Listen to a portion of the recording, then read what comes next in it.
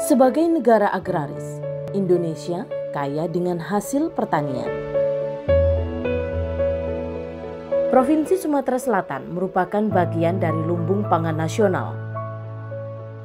Kota Palembang turut serta mendukung dengan meningkatkan produksi pertanian, memanfaatkan lahan yang ada di tengah perkotaan.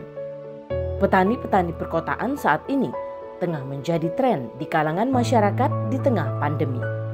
Dengan memanfaatkan lahan terbatas, hasilnya sudah dapat dinikmati dalam waktu singkat. Petani tidak boleh berhenti berproduksi dan bekerja demi terpenuhinya pangan nasional.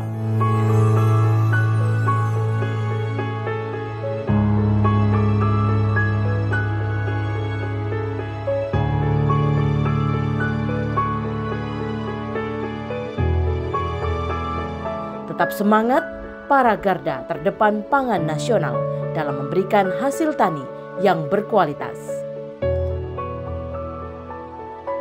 Selamat Hari Tani 24 September 2021.